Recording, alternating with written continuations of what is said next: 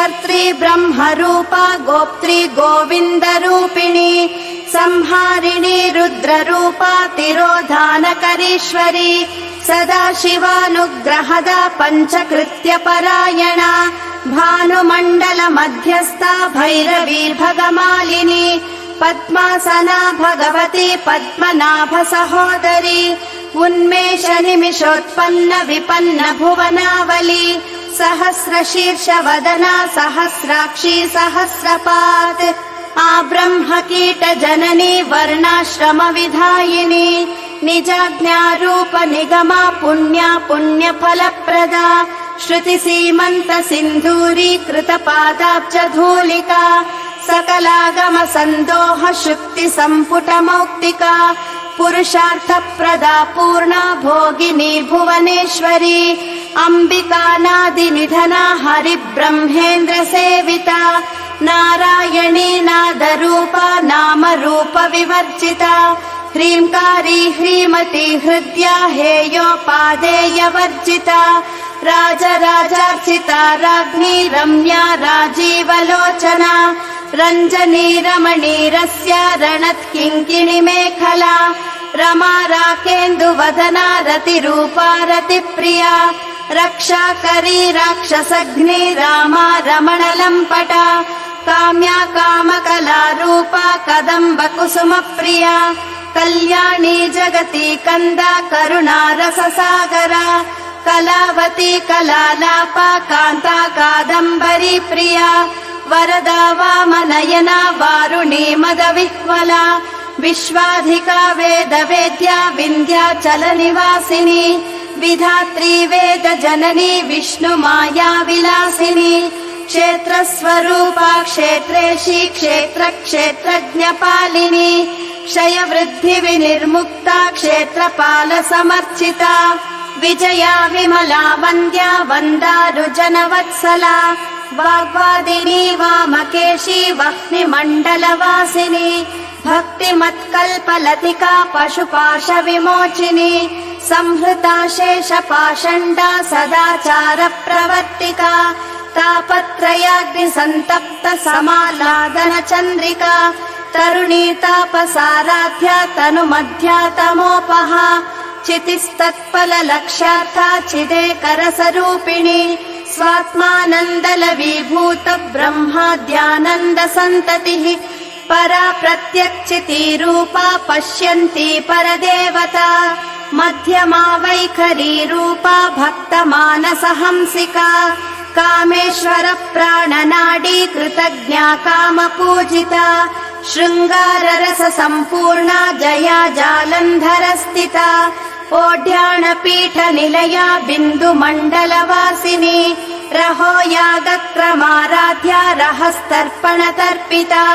सद्यः प्रसादिनी विश्वसाक्षिणी साक्षिवर्जिता षडङ्ग देवता युक्ता षड्गुण्य परिपूरिता नित्यक्लिन्ना निरुपमा निर्वाण सुखदायिनी नित्या षोडशिका रूपा श्रीकण्ठार्धशरीरिणी प्रभावती प्रभारूपा प्रसिद्धा परमेश्वरी मूल प्रकृतिरव्यक्ता व्यक्ता व्यक्ता स्वरूपिणी व्यापिनी विविधाकारा विद्या विद्या स्वरूपिणी महाकामेश नयना कुमुदाह्लाद कौमुदी भक्तहार्दतमो भेद भानुमद्भानु सन्ततिः शिवधूती शिवाराध्या शिवमूर्तिः शिवङ्करी शिवप्रिया शिवपरा शिष्टेष्टा शिष्टपूजिता अप्रमेया स्वप्रकाशा मनोवाचा मगोचरा चिच्शक्तिश्चेतना रूपा जडशक्तिर्जडात्मिका गायत्री व्याहृतिः सन्ध्या द्विजवृन्द निषेविता तत्त्वासना तत्त्वमयी पञ्चकोशान्तरस्थिता निस्सीम महिमा नित्य यौवना मदशालिनी मदघूर्णित रक्ताक्षी मदपाटल गण्डभूः चन्दनद्रव दिग्धाङ्गी चाम्पेय कुसुम प्रिया कुशला कोमलाकारा कुरुकुल्ला कुलेश्वरी कुलकुण्डालया कौलमार्ग तत्पर सेविता कुमारगणनाथाम्बा तुष्टिः पुष्टिर्मतिर्धृतिः शान्तिः स्वस्तिमती कान्तिर्नन्दिनी विघ्ननाशिनी तेजोवती त्रिनयना लोलाक्षी कामरूपिणी मालिनी हंसिनी माता मलयाचलवासिनी सुमुखी नलिनी शुभ्रू शोभना सुरनायिका कालकण्ठी कान्तिमती क्षोभिणी सूक्ष्मरूपिणी वज्रेश्वरी वामदेवी वयोवस्था विवर्जिता सिद्धेश्वरी सिद्धविद्या सिद्धमाता यशस्विनी विशुद्धिचक्रनिलया रक्तवर्णा त्रिलोचना खड्वाङ्गादिप्रहरणा वदनैकसमन्विता पायसान्नप्रिया त्वक्स्था पशुलोकभयङ्करी अमृतादिमहाशक्ति संवृता डाकिनीश्वरी अनाहताब्जनिलया श्यामा भावदनद्वया दंश्रोज्ज्वलाक्षमालाधिधरा रुधिरसंस्थिता कालरात्र्यादिशक्तौघवृथा स्निग्धौदनप्रिया महावीरेन्द्रवरदा राकिण्यम्बा स्वरूपिणी मणिपूराब्जनिलया वदनत्रय संयुता वज्रादिकायुधोपेता डामर्यादिभिरावृता रक्तवर्णा मांसनिष्ठा गुढा न प्रीतमानसा समस्त भक्त सुखदा लाकिन्यम्बा स्वरूपिणी स्वादिष्टानाम्बुजगता चतुर्वक्त्र मनोहरा शूलाध्यायुध सम्पन्ना पीतवर्णातिगर्विता मेधोनिष्ठा मधुप्रीता बन्दिन्यादिसमन्विता दद्यन्नासक्त हृदया काकिनी रूपधारिणी मूलाधाराम्बुजारूढा पञ्चवक्त्रास्ति संस्थिता अंकुशादिप्रहरणा वरदादिनिषेविता मुद्गौदनासक्तचित्ता साकिन्यम्बा स्वरूपिणी आज्ञाचक्राब्जनिलया शुक्लवर्णा षडानना मज्जा संस्था हंसवती मुख्यशक्तिसमन्विता हरिद्रानैकरसिका हाकिनी रूपधारिणी सहस्रदल पद्मस्था सर्ववर्णोपशोभिता सर्वायुधधरा शुक्ल संस्थिता सर्वतोमुखी सर्वौदनप्रीतचित्ता याकिन्यम्बा स्वरूपिणी स्वाहा स्वधामतिर्मेधा श्रुतिस्मृतिरनुत्तमा पुण्यकीर्तिः पुण्यलभ्या पुण्यश्रवणकीर्तना पुलोमजार्चिता बन्धमोचनी बर्बरालका विमर्शरूपिणी विद्या वियदादि जगत्प्रसूः सर्वव्याधिप्रशमनी सर्वमृत्युनिवारिणी अग्रगण्या चिन्त्यरूपा कलिकल्मषनाशिनी कात्यायनी कालहन्त्री कमलाक्षनिषेविता ताम्बूलपूरितमुखी दाडिमी कुसुमप्रभा मृगाक्षी मोहिनी मुख्या मृडानी मित्ररूपिणी नित्यतृप्ता भक्तनिधिर्नियन्त्री निखिलेश्वरी मैत्र्यादिवासना लभ्या महाप्रलय साक्षिणी पराशक्तिः परानिष्ठा प्रज्ञानघनरूपिणी माध्वीपानालसा मत्ता मातृका वर्णरूपिणी महाकैलासनिलया मृणाल मृदुदोर्लता महनीया दयामूर्तिर्महासाम्राज्यशालिनी आत्मविद्या महाविद्या श्रीविद्या कामसेविता श्रीषोडशाक्षरी विद्या त्रिकूटा कामकोटिका कटाक्ष किङ्करी भूतकमला कोटिसेविता शिरस्थिता चन्द्रनिभा बालस्तेन्द्रधनुप्रभा हृदयस्तारविप्रख्या त्रिकोणान्तरदीपिका दाक्षायिणी दैत्यहन्त्री दक्षयज्ञविनाशिनी दरान्दोलितदीर्घाक्षी दरहासोज्ज्वलन्मुखी गुरुमूर्तिर्गुणनिधिर्गोमाता गुहजन्मभूः देवेशी दण्डनीतिस्ता दहराकाशरूपिणी प्रतिपन्मुख्यराकान्ततिथिमण्डलपूजिता कलात्मिका कलानाथा काव्यालापविनोदिनी सचामररमावाणी सव्यदक्षिणसेविता आदिशक्तिरमेयात्मा परमा पावनाकृतिः अनेककोटि ब्रह्माण्ड जननी दिव्यविग्रह क्लींकारी केवला गुह्या कैवल्यपददायिनी त्रिपुरा त्रिजगद्वन्द्या त्रिमूर्तिस्त्रिदशेश्वरी त्यक्षरी दिव्यगन्धाढ्या सिन्दूरतिलकाञ्चिता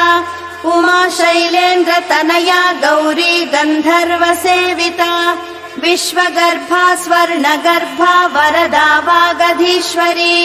ध्यानगम्या परिच्छेद्या ज्ञानदा ज्ञानविग्रहा सर्ववेदान्तसंवेद्या सत्यानन्दस्वरूपिणी लोपामुद्रार्चिता लीला क्लुप्तब्रह्माण्डमण्डला अदृश्यादृश्यरहिता विज्ञात्री वेद्यवर्जिता योगिनी योगदा योग्या योगानन्दा युगन्धरा इच्छाशक्ति ज्ञानशक्तिः क्रियाशक्तिः स्वरूपिणी सर्वाधारा सुप्रतिष्ठा सदसद्रूपधारिणी अष्टमूर्तिरजा चैत्री लोकयात्रा विधायिनी एकाकिनी भूमरूपा निर्द्वैता द्वैतवर्जिता अन्नदा वसुधा वृद्धा ब्रह्मात्मैकस्वरूपिणी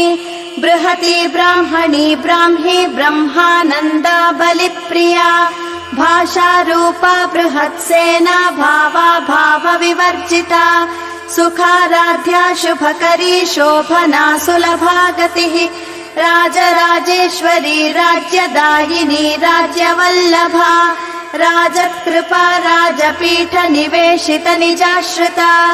राज्यलक्ष्मीः कोशनाथा चतुरङ्गबलेश्वरी साम्राज्यदायिनी सत्यसन्धा सागरमेखला दीक्षिता दैत्यशमनी सर्वलोकवशङ्करी सर्वार्थदात्री सावित्री सच्चिदानन्दरूपिणी देशकाला परिच्छिन्ना सर्वदा शम्भुमोहिनी सरस्वती शास्त्रमयी गुहाम्बा गुह्यरूपिणी सर्वोपाधिविनिर्मुक्ता सदा शिवपतिव्रता सम्प्रदायेश्वरी साध्वी गुरुमण्डलरूपिणी कुलोत्तीर्णा भगाराध्या माया मधुमती मही गणाम्बा गुह्यकाराध्या कोमलाङ्गी गुरुप्रिया स्वतन्त्रा सर्वतन्त्रेशी दक्षिणामूर्तिरूपिणी सनकादिसमाराध्या शिवज्ञानप्रदायिनी चित्कलानन्दकलिका प्रेमरूपा प्रियङ्करी नामपारायण प्रीता नन्दिविद्या नटेश्वरी मिथ्या जगदधिष्ठाना मुक्तिदा मुक्तिरूपिणी लास्यप्रिया लयकरी लज्जारम्भाधिवन्दिता भवदा वसुधा वृष्टिः पापारण्यदवानला दौर्भाग्यतूलवातूला जराध्वान्तरविप्रभा भाग्याब्धिचन्द्रिका भक्तचित्तकेकि घना घना रोगपर्वतदम्बोलि मृत्युदारुकुठारिका महेश्वरी महाकाली महाग्रासा महाशना अपर्णा चण्डिका चण्डमुण्डासुरनिषूधिनी क्षराक्षरात्मिका सर्वलोकेशी विश्वधारिणी त्रिवर्गधात्री सुभगा त्र्यम्बका त्रिगुणात्मिका स्वर्गापवर्गदा शुद्धा जपा पुष्पनिभाकृतिः ओजोवती द्युतिधरा यज्ञरूपा प्रियव्रता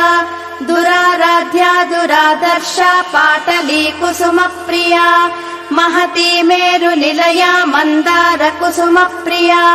वीराराध्या विराड्रूपा विरजा विश्वतोमुखी प्रत्यग्रूपा पराकाशा प्राणदा प्राणरूपिणी मार्ताण्डभैरवाराध्या मन्त्रिणी न्यस्तराज्यधूः त्रिपुरेशी जयत्सेना निस्त्रैगुण्या परापरा सत्यज्ञानानन्दरूपा सामरस्य परायणा कपर्दिनी कलामाला कामधुक्कामरूपिणी कलानिधिः काव्यकला रसज्ञा रसशेवदिः पुष्टा पुरातना पूज्या पुष्करा पुष्करेक्षणा परं ज्योतिः परं धामः परमाणुः परात्परा पाशहस्ता पाशहन्त्री परमन्त्र विभेदिनी मूर्ता मूर्ता नित्यतृप्ता मुनिमानसहंसिका सत्यव्रता सत्यरूपा सर्वान्तर्यामिनी सती ब्रह्माणी ब्रह्मजननी बहुरूपा बुधार्चिता प्रसवित्री प्रचण्डाज्ञा प्रतिष्ठा प्रकटाकृतिः प्राणेश्वरी प्राणधात्री 50पीठरूपिणी विशृङ्खला विविक्तस्था वीरमाता वियत्प्रसूः मुकुन्दा मुक्तिनिलया मूलविग्रहरूपिणी भावज्ञा भवरोगग्नि भवचक्रप्रवर्तिनी छन्दस्सारा शास्त्रसारा मन्त्रसारा तलोदरी उदारकीर्तिरुद्धाम वैभवा वर्णरूपिणी जन्म मृत्युजरा तप्त जन विश्रान्तिदायिनी सर्वोपनिषदुद्गुष्टा शान्त्यातीता कलात्मिका गम्भीरा गगनान्तस्था गर्विता गानलोलुपा कल्पनारहिता काष्ठा कान्ता कान्तार्धविग्रहा कार्यकारण निर्मुक्ता कामकेलितरङ्गिता कनत्कनकताटङ्का लीला विग्रहधारिणी अजाक्षय विनिर्मुक्ता मुग्धा क्षिप्रप्रसादिनी अन्तर्मुख समाराध्या बहिर्मुख सुदुर्लभा त्रयी त्रिवर्ग निलया त्रिस्ता त्रिपुरमालिनी निरामया निरालम्बा स्वात्मा रामा सुधा स्मृतिः संसार पङ्क निर्मग्न समुद्धरण पण्डिता यज्ञप्रिया यज्ञकर्त्री यजमान स्वरूपिणी धर्माधारा धनाध्यक्षा धनधान्य विवर्धिनी विप्रप्रिया विप्ररूपा विश्वभ्रमणकारिणी विश्वग्रासा विद्रुमाभा वैष्णवी विष्णुरूपिणी अयोनिर्योनि निलया कूटस्था कुलरूपिणी वीरगोष्ठी प्रिया वीरा नैष्कर्म्यानादरूपिणी विज्ञानकलना कल्या विदग्धा वैदवासना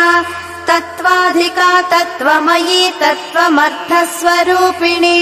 सामगानप्रिया सौम्या सदा शिवकुटुम्बिनी सव्यापसव्य मार्गस्था सर्वापद्विनिवारिणी स्वस्था स्वभाव मधुरा धीरा धीर समर्चिता चैतन्यार्घ्य समाराध्या चैतन्य कुसुम प्रिया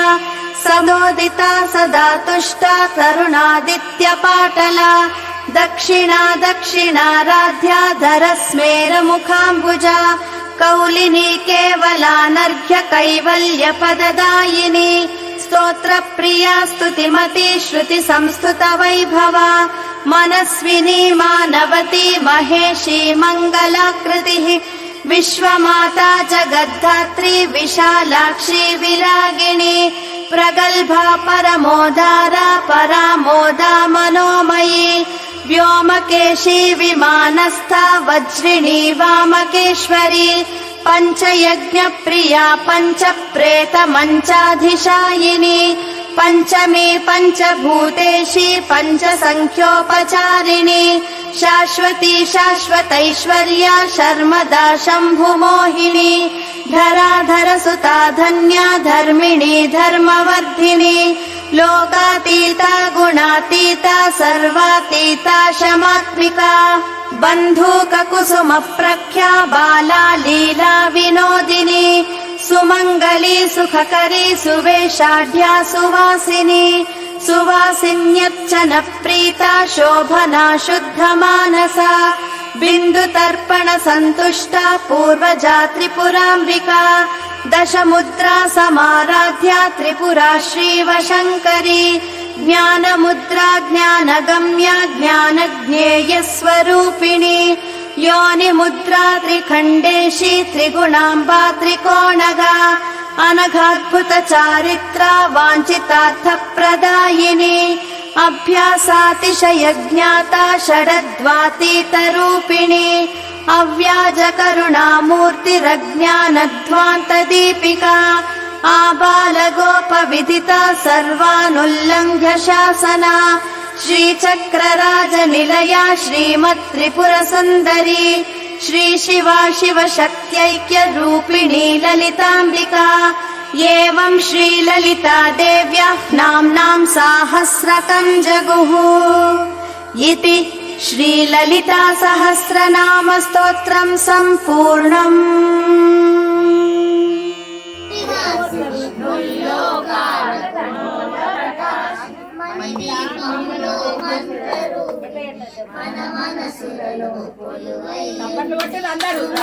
పుష్పాలెన్నో వేలు అనంత సుందర సువర్ణపు అచంచలంబకు మనుసుపాలు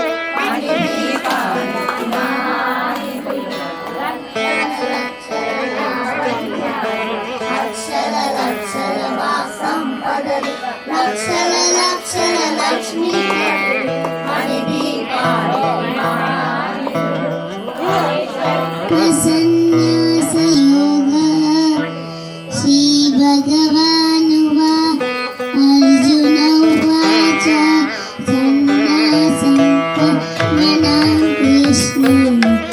Maria